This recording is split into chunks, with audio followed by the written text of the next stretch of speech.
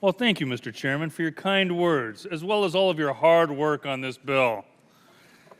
And I'd also like to thank Mr. Kind and Senator Heitkamp for introducing this bill. The Response Act establishes the Rail Emergency Services Preparedness Operational Needs and Safety Evaluation. The Response Act tasks a subcommittee of experts, both government and non-government, to develop recommendations to improve emergency responder training for hazardous materials and incidents involving railroads. It requires the evaluation of a number of topics related to rail hazmat incidents, including the quality and application of training for local emergency first responders.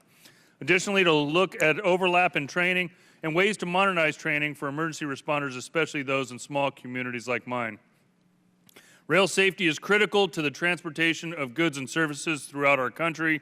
As chair of the Railroads, Pipelines, and Hazardous Materials Subcommittee, I've consistently worked to improve the safety of transporting hazardous materials by rail, especially crude by rail.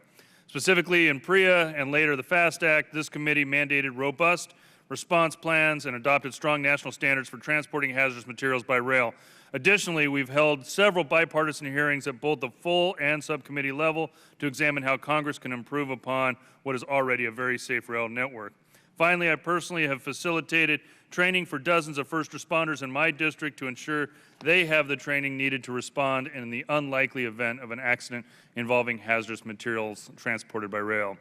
This bill is aimed at further improving the safety of responses to rail hazmat incidents.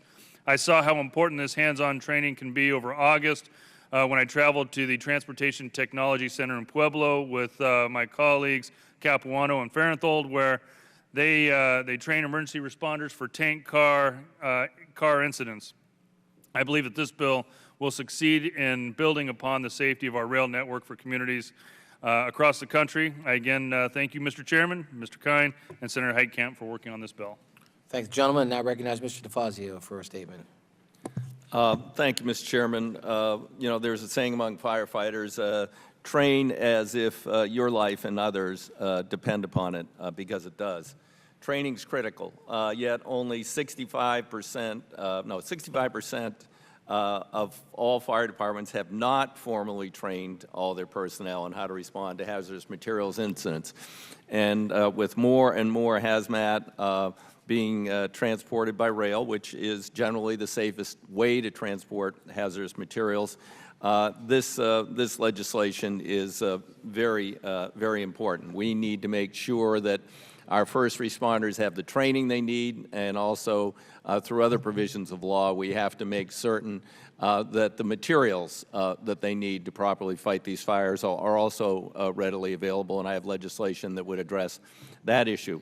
So this is a step forward toward the safety of all Americans, and I recommend it to my colleagues.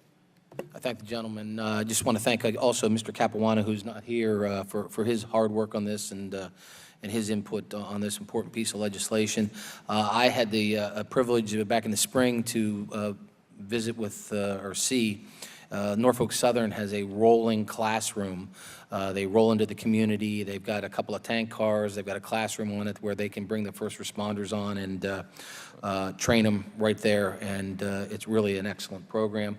I understand that I believe CSX, and I'm not sure if UP and BNSF and some of the others, but I think they're all moving in that direction. So I commend the entire rail industry for making this a priority.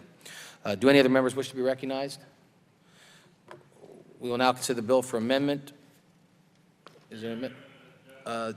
We recognize Mr. Denham for his amendment. Without objection, so ordered. The clerk will designate the amendment. Amendment number 174, offered by Mr. Capuano and Mr. Denham. Mr. Denham is recognized to explain the amendment. Thank you, Mr. Chairman. I offer this on behalf of Mr. Capuano and myself. This amendment improves this bill and is based on feedback we received from members of this committee.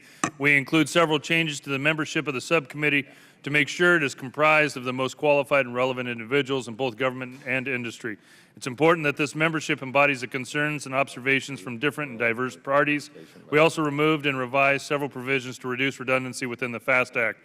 We also made some changes to comply with our rules here in the House. This is a good amendment that improves this bill, and I want to thank Mr. Capuano and other colleagues, including Mr. DeFazio, on this.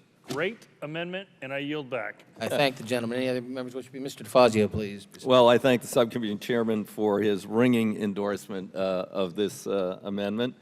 And, it does add the chief safety officer of the Pipeline Hazard Safety Materials Administration, someone from rail labor, in addition to the rail industry and persons who offer crude for transportation by rail to this subcommittee. It also clarifies the term emergency responder to include state emergency responders.